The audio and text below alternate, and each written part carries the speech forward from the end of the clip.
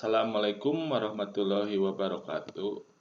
Ya, ini anak-anakku sekalian. Bapak mereaksi sebuah video pembelajaran tentang teks laporan percobaan dari Ibu Guru Iis Parida SPD ya. Silahkan kalian mendengarkan terlebih dahulu penjelasan beliau. Halo anak-anakku sekalian, Assalamualaikum warahmatullahi wabarakatuh. Materi kali ini adalah materi tentang laporan percobaan. Di sini, mengenai laporan percobaan di sini, materi yang akan disampaikan yaitu tentang pengertian dari laporan percobaan, lalu tujuan dan fungsi, dasar-dasar laporan percobaan, dan model teks laporan percobaan. Sekarang, apa itu laporan percobaan? Tanpa kalian sadari di rumah, kalian sering melakukan satu buah percobaan. Baik itu membuat makanan, ya, berupa masakan atau hal-hal yang lain sehingga menghasilkan hal yang baru, ya. Tetapi karena tidak adanya satu buah laporan, ya, di sini laporan itu supaya hasil percobaan itu berguna bagi orang lain. Karena kalau kalian di rumah tidak melakukan satu buah laporan dan hal yang baru tersebut dibuat oleh sendiri dan bermanfaat untuk diri sendiri, maka hal tersebut belum dikatakan laporan percobaan, tetapi kalian baru melakukan percobaan. Perhatikan di sini. Laporan itu seperti apa? Laporan adalah suatu bentuk pemberitahuan yang isinya berupa penyampaian suatu berita, pertanggungjawaban mengenai suatu tugas yang telah dilaksanakan sesuai dengan wewenang dalam pertanggungjawabannya baik secara lisan maupun secara tulisan. Itu adalah laporan. Jadi, laporan itu dibuat untuk mempertanggungjawabkan suatu tugas, ya. Nah, di sini ada percobaan di sini, ya. Percobaan itu melakukan hal-hal yang belum diketahui sehingga nantinya menginginkan hal yang baru. Percobaan di sini adalah suatu kegiatan mencari sebab akibat yang diawali dengan pengenalan, lalu menggali lebih jauh suatu objek percobaan dengan cara yaitu meneliti, mendata, merinci, serta melakukan pengolahan objek percobaan tersebut. Kalian pengenalan tersebut tentunya belum tahu, ya, bagaimana hasilnya. Lalu kalian gali lebih jauh objek tersebut, yaitu dengan cara meneliti bagaimana kelemahannya, bagaimana baiknya, ya. Lalu mendata. Kalau mendata di sini bahannya apa saja yang diperlukan, yang perlu kalian persiapkan, gitu, ya. Dan mempersiapkannya dengan mendata secara lengkap. Nah, dari data tersebut lalu kalian merinci dari data itu sampai ke hal yang mendetil, gitu, supaya waktu melaksanakan percobaan itu menghasilkan hasil yang bagus. Jika di dalam melakukan percobaan dengan tebak-tebakan atau asal-asalan di sini tanpa merinci dengan jelas, maka hasilnya itu nanti tidak sebaik apa yang kita harapkan. Setelah itu merinci, kalian dirinci percobaan tersebut, objek tersebut, lalu kalian melakukan pengolahan objek tersebut. Nah, dalam melakukan pengolahan tersebut, kalian bisa memahami seperti apa hasil dari percobaan tersebut. Jika hasilnya telah selesai, maka kalian buatlah satu buah laporan, yaitu dengan yang disebut dengan laporan percobaan. Nah, di sini Bapak akan menjelaskan secara detail ya. Nah, tadi sudah dijelaskan oleh Ibu Iis Parida tersebut bahwa adanya laporan itu seperti apa, kemudian percobaan seperti apa. Ini Bapak mempunyai contohnya. Bapak melakukan sebuah percobaan. Ini pasti kalian sudah tahu semuanya ya. Ini namanya golongan atau yang disebut untuk permainan layangan. Nih Bapak melakukan sebuah percobaan ya dengan dua buah gelasan. Di sini Bapak melakukan percobaan menerbangkan layangan, permainan tradisional kita ya, terutama di Jawa Barat. Nah, kalau misalnya ketika bermain layangan kita sering kalah, kemudian mempunyai sebuah ide atau gagasan bahwa bagaimana kalau kita melakukan sebuah percobaan agar layangan yang kita kendalikan itu tidak sering kalah atau bagaimana. Nah, Bapak pernah melakukan percobaan yaitu menggabungkan dua gelasan sekaligus ya. Jadi kita buatkan menjadi dua benang, disatukan, kemudian dimasukkan ke dalam kenur yang tadi ya, sehingga bermain layangannya kita mempunyai dua kekuatan ya, dari gelasan yang pertama warna abu, kemudian yang hitam. Nah, ini baru namanya percobaan karena belum ditulis laporannya. Bagaimana hasil percobaan yang Bapak lakukan? Nah, ketika Bapak mencoba dengan anak Bapak, itu menggunakan layangan yang tadi, kemudian ada yang ingin beradu. Nah, setidaknya kalau double gelasannya itu insya Allah bisa bertahan ya. Berarti percobaannya berhasil. Nah, mungkin dari ketajaman gelasannya juga berpengaruh ya. Itu belum namanya laporan ya, percobaan, karena bentuk tertulisnya dan bentuk lisannya Bapak belum membuat. Jadi sehingga itu namanya percobaan saja. Apakah sukses atau tidak? Ternyata percobaannya sukses ya. Walaupun bermain layangannya agak berat karena gelasan yang ini disatukan ya, didobel. Nah, kemudian kalau misalnya Bapak berniat untuk menuliskan menjadi laporan, nah itu baru sesuai dengan strukturnya akan menjadi sebuah teks laporan percobaan ya, tentunya dengan tadi diteliti dulu mengapa sering kalah bermain layangan, kemudian mendata, kemudian merinci, diuji coba. Nah, sesuai dengan objek percobaannya ya. Itulah tadi. Nah, kita simak lagi penjelasan dari beliau.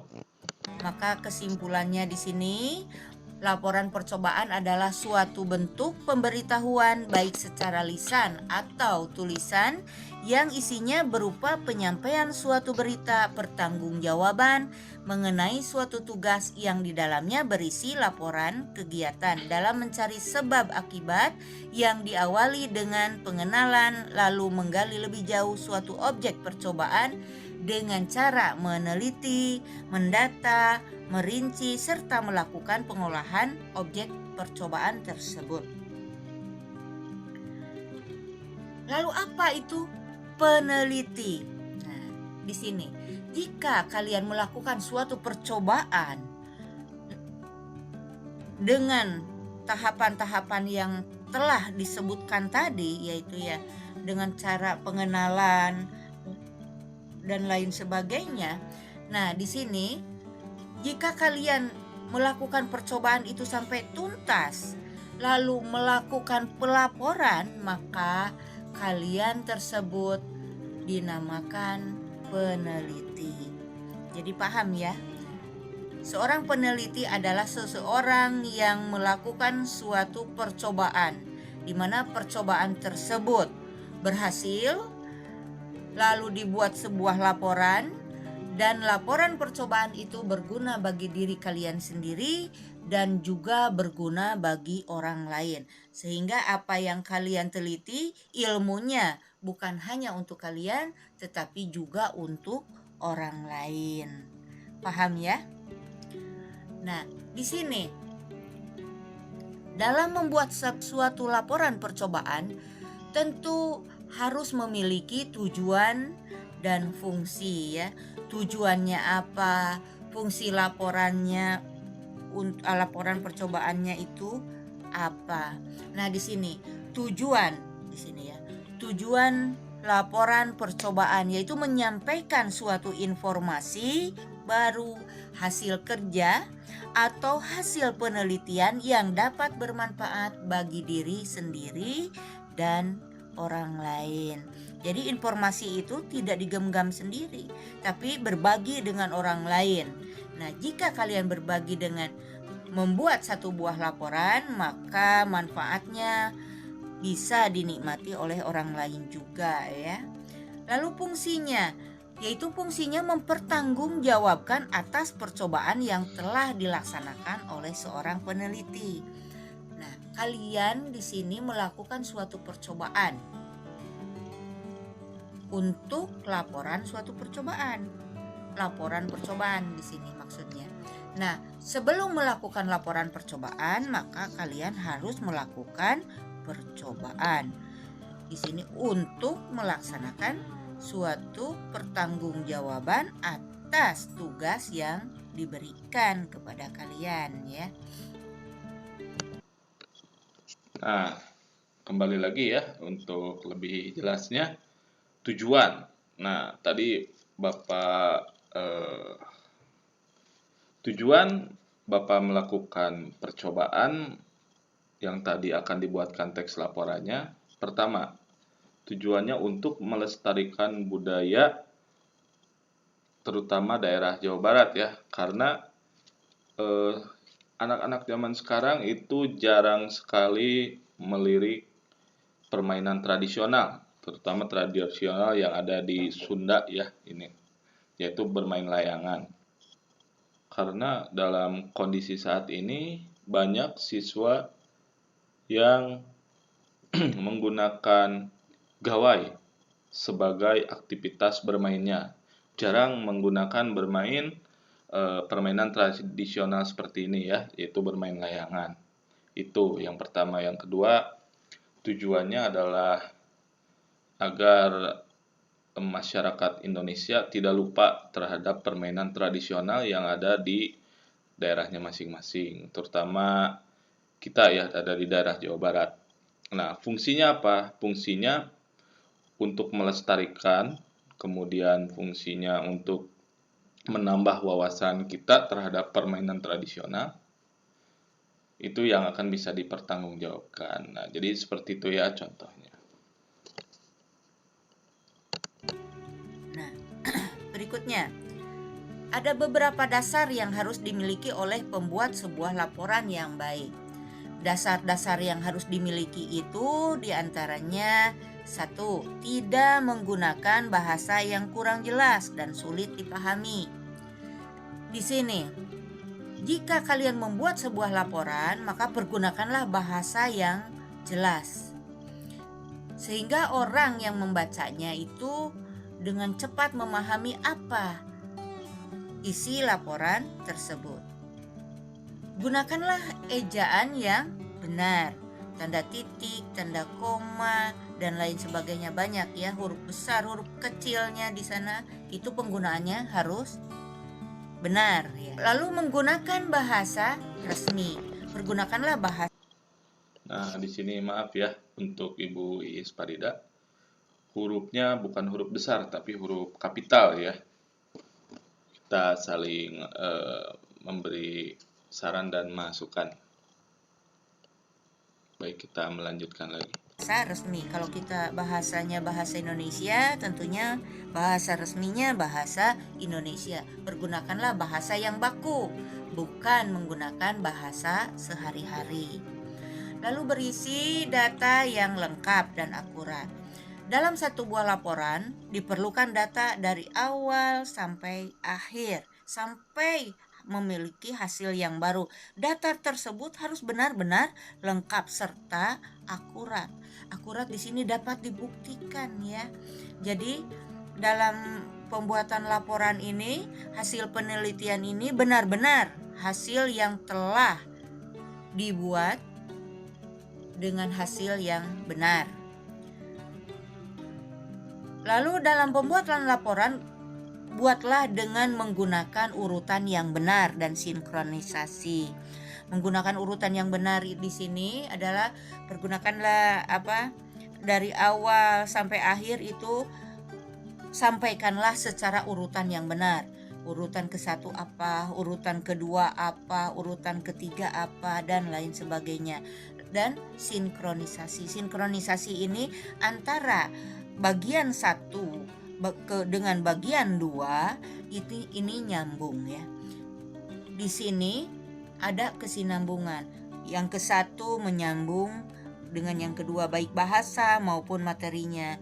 Yang kedua menyambung juga yang ketiga ke yang ketiga dan lain sebagainya sampai laporan itu selesai. Berikutnya dengan mengedepankan ketepatan waktu pada saat laporan disampaikan. Dalam pembuatan sebuah laporan tentunya ada rentan waktu kapan laporan itu harus disampaikan. Jika laporan itu telah selesai, maka laporan tersebut harus secepatnya dilaporkan atau disampaikan kepada siapa yang memberi tugas laporan tersebut. Isi laporan harus bersifat objektif dan tidak ada manipulasi. Dikatakan di sini isi laporan harus bersifat objektif di sini, yaitu laporan ini hasil penelitian dengan benar dan dilaporkan kepada siapa yang memberikan tugas. Jika hasil penelitian yang kalian buat ini dilakukan atau dilaksanakan oleh orang lain, maka hasilnya akan sama benar apa yang diceritakan dalam isi laporan tersebut dan tidak ada manipulasi di sini. Tidak ada manipulasi di sini. Bahwa dalam satu buah laporan tersebut tidak ada kebohongan dibuat dengan data dan fakta yang benar-benar ya. Di sini ya, baik, Bapak akan menambahkan. Mungkin ada sebagian siswa yang belum tahu, manipulasi itu artinya mengubah data yang awalnya misalnya benar menjadi salah, atau misalnya yang milik orang lain dirubah menjadi milik kita. Nah, itu namanya memanipulasi ya. Jadi mengubah data. Jadi tidak boleh ada manipulasi atau mengubah data yang tidak sesuai dengan aslinya. Begitu. Boleh kita lanjutkan lagi. Isi laporan bermanfaat bagi kedua belah pihak. Nah, hasil penelitian yang kalian buat sehingga menghasilkan produk yang baru di sini, ini bisa bermanfaat bagi kalian maupun orang lain ya, tidak oleh sendiri. Kalau laporan ini dibuat, maka laporan ini harus benar-benar memiliki manfaat bagi orang lain ya. Berikutnya, isi laporan dapat dipertanggungjawabkan dengan sistem 5W.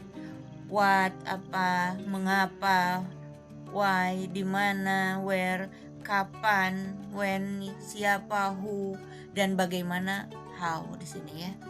Apa yang dibuat dalam satu buah penelitian tersebut.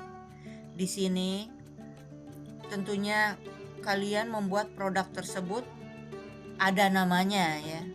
Apa yang kalian buat. Lalu mengapa kalian membuat penelitian objek tersebut? Berikan alasannya di sana ya. Di mana penelitian tersebut dilaksanakan? Ini tempatnya di mana ya. Lalu kapan waktu tersebut? Kapan penelitian tersebut dilaksanakan?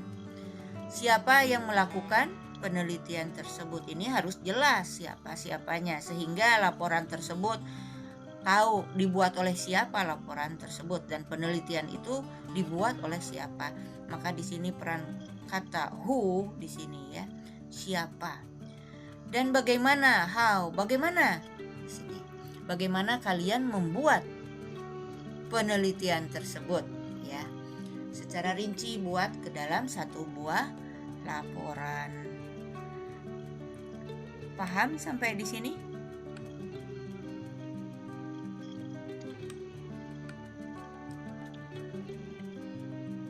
Di sini, materi nanti yang akan disampaikan setelah pengenalan ini yaitu mengenai mengidentifikasi laporan percobaan. Kalian bisa baca atau kalian bisa lihat di internet ya,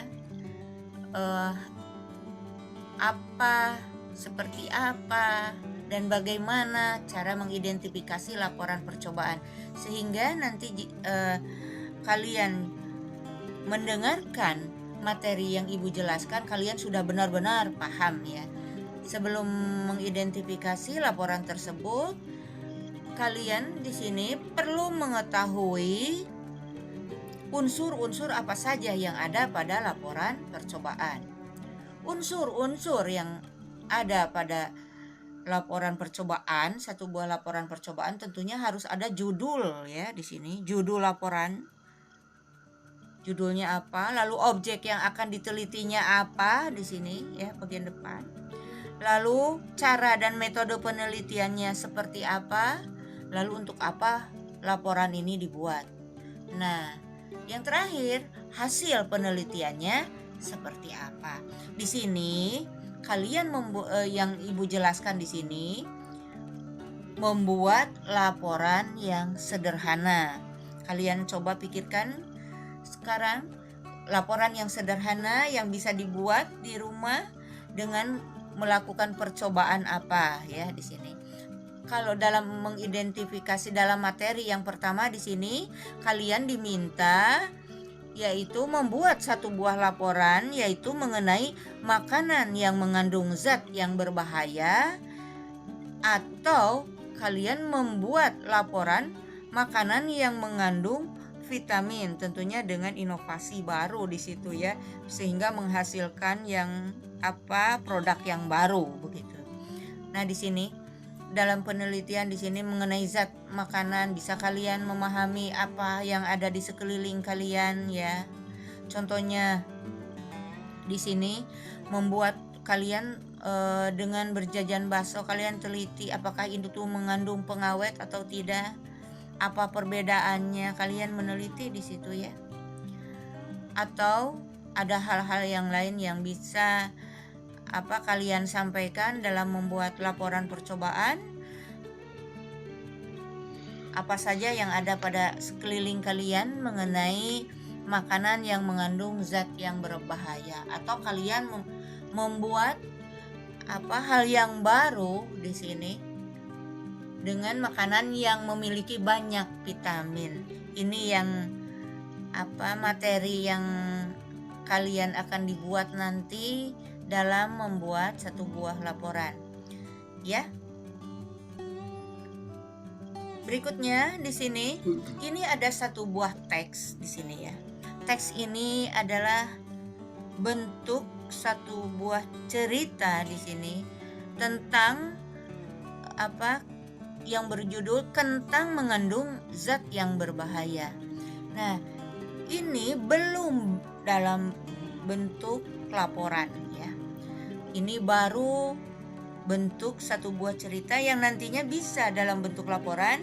Ini ada dalam bagian isi, dimana ini juga masih perlu dikembangkan di sini ya. Ini hanya contoh kecil satu buah teks di sini. Teks ini belum berbentuk laporan percobaan, tetapi ini bisa menjadi dasar untuk laporan percobaan. Dan ini yang pertama judulnya apa? Kalau ini adalah judulnya kentang mengandung zat yang berbahaya. Lalu kalian rinci terus apa yang bagian kedua, yang ketiganya apa ya. Dan ini adalah bagian isi, dan di dalam isi ini nanti akan diterangkan adanya satu buah struktur. Struktur dalam laporan percobaan ini bagian isi, di mana ada bahan dan alat, langkah-langkahnya seperti apa dalam cara pembuatannya ya. Dan diakhiri dengan hasil laporan hasil percobaan. Setelah kalian buat semua dan dibuat satu buah laporan, maka laporan percobaan tersebut kalian berikanlah kepada orang yang menyuruh atau orang yang meminta tugas tersebut dibuat. Demikianlah materi pengenalan laporan percobaan. Mohon maaf yang sebesar-besarnya jika ada perkataan-perkataan yang salah. Sekian. Semoga materi ini dapat dipahami. Wassalamualaikum warahmatullahi wabarakatuh. Halo anak-anak. Ya, itulah tadi mengenai mengidentifikasi teks laporan percobaan ya untuk materi kali ini. Bapak cukupkan ya untuk reaksi video pembelajaran dari Bu Iis Parida SPD. Terima kasih. Assalamualaikum warahmatullahi wabarakatuh.